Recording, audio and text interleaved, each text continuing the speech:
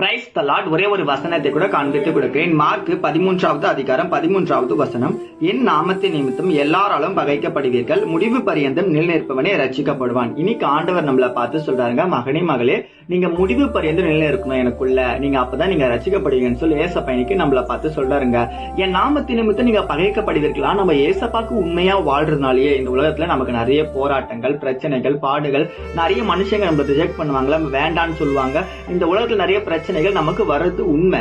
ஆனா அப்படி வந்தா கூட அதெல்லாம் நம்ம சகித்து கொண்டு வாழ்ந்து நம்ம கடைசி வரைக்கும் ஏசப்பாக்கு உண்மையா வாழும்போது நம்ம ரட்சிக்கப்பட்ட பிள்ளையா இருப்பா. ரட்சிக்கப்பட்ட பிள்ளை அப்படின்னா பரலோகத்தின் வாசல் நமக்காக இருக்குன்னு சொல்லி இன்னைக்கு ஆண்டவர் நம்மள பார்த்தாங்க சொல்றாரு.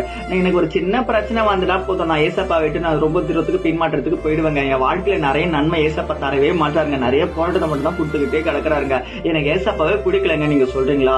ஆண்டவர் சொல்றாரு, மகனே மகளே, அவர் தாமே சோதிக்கப்பட்டனாலும் சோதிக்கப்படுகிறவருக்கும் ஒரு பலன் தரமா. உனக்கு மட்டும் பிரச்சனை வரலப்பா, எனக்கும் பிரச்சனை வந்துச்சு, எனக்கும் பாடுகள் வந்துச்சு, நான் சகித்துக்கொண்டு இந்த உலகத்தை ஜெயிச்சேன். உன்னால ஜெயிக்க முடியாதா? சின்ன கடன் பிரச்சனை, வாழ்க்கை முடிக்கணும்னு ஆசைப்படுறேன். படிப்புல தோத்து போயிட்ட, வாழ்க்கை முடிக்கணும்னு ஆசைப்படுறேன். உன் பிசினஸ் வரமாட்டேன், என் வாழ்க்கை முடிக்கணும்னு ஆசைப்படுறேன். நீ மரணத்தை நோக்கி போகிறேன், ஆனா நீ வாழணும்னு நான் ஆசைப்படுறேன்னு சொல்லி இன்னைக்கு ஆண்டவர் நம்மள பார்த்து சொல்றாரு. ஆண்டவர் இந்த உலகத்தை ஜெயிச்சாரு, நம்ம கூட ஜெயிக்க முடியும். அப்படி விசுவாசிக்கிறீங்கன்னா ஆமீன் போட்டுக்கோங்க. இதே போல ஆழ்க்கை வசனங்கள் தகவலுக்கு ஃபாலோ பண்ணிக்கோங்க. God bless you. ஆமீன்.